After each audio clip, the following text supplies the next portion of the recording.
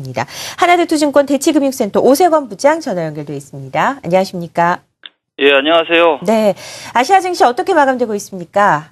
예, 오늘 일본 니케이 주가 지수는 전일 미국 증시 하락 소식과 엔화 강세 영향으로 1.94% 하락한 15,391을 기록했습니다. 엔달러 환율은 103.10으로 전일 대비 0.44% 엔화가 강해졌는데요. 전주 대비로는 약 1%나 엔화가 강해졌습니다. 그래서 엔화폭이 상당히 크게 강해졌기 때문에 일본 주가가 떨어지는 것은 좀 당연하다고 볼 수가 있겠습니다. 예, 하락 종목 수가 상승 종목 수를 10대 1로 압도했습니다. 예, 그리고 이제 전날 미국 환율 시장에서는 아르헨티나 페소와 이제 터키 리라가 달러 대비 대폭 하락하는 등 신흥국 전반적으로 약간 경계감이 좀 팽배합니다. 예, 그리고 다음으로 이제 중국 상해종합주가 지수는 오늘 또 0.43% 상승한 한 2,051을 기록하고 있습니다. 이번 주 월요일에 1984를 바닥으로 해서 계속 반등하고 있습니다. 오늘은 부동산주가 4% 올랐고 광산주가 한 3% 정도 올랐습니다. 예, 중국은 어제 목요일 날 발표한 중국 PMI 지수가 5개월 만에 50을 하회하면서 우려감을 주고 있습니다. 특히 신규 주문 지수가 하락하는 점은 이제 추가 경기 둔화에 대한 우려감으로 좀 확대되고 있습니다. 또 중국의 뇌관인 그림자 금융, 섀도우 뱅킹이라고도 하는데 이것의 부도가 좀 임박했다는 전망도 좀 있습니다. 하지만 아이러니컬하게도 중국의 지표가 안 좋은 걸 계기로 중국은 계속 반등을 하고 있고 그 영향으로 미국, 일본, 우리나라는 하락하고 있는 상태입니다. 중국의 여러 가지 경제 지표들은 좋지 않게 나오고 있습니다. 여러 가지 스캔들도 있고요. 그럼에도 불구하고 상해종합지수는 다른 글로벌 증시 대비해서 오늘 상승세로 마감을 가는 움직임이 나타나고 있는데요. 이 부분도 지켜봐야 할 것 같고요.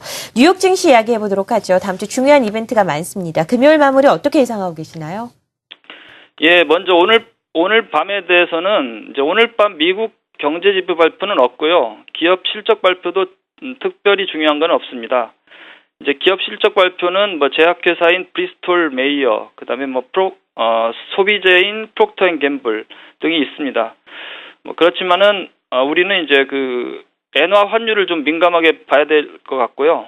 현재 엔화 환율은 이제 엔화 강세 쪽으로 약간 바뀌어서 환율상으로 보면 우리나라에게는 호재입니다. 그리고 원-엔 환율도 1월 2일 날 10배까지 갔다가 지금 10.48배로 엔화 강세가 많이 됐어요. 한 5% 정도 강세가 됐는데 이제 이유는 수요일에 있는 일본 중앙은행이 추가로 양적 완화 조치를 안 한 것 때문입니다.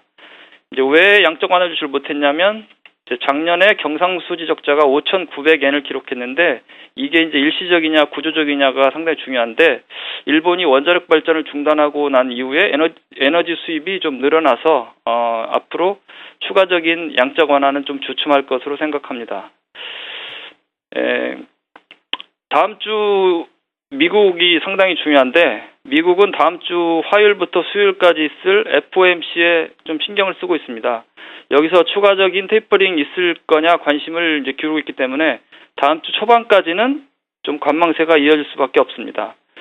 아시겠지만은 미국은 이제 실업률에 연동을 해서 양적 완화 규모를 변동시키기로 했고 현재 FRB의 자산 매입 규모는 월 750억 달러고 이번에도 자산 매입 규모를 100억 달러 정도 줄이지 않을까 예상합니다. 이런 추세로 가면 연말이면 이제 FRB의 자산 매입은 이제 다 없어질 것으로 예상하고 있습니다.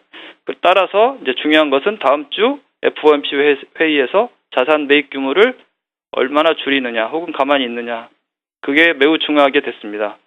이상 오세건이었습니다. 글로벌 증시 동향에 대해서 자세하게 짚어봤습니다. 하나대투증권 대치금융센터 오세건 부장과 함께했습니다. 고맙습니다.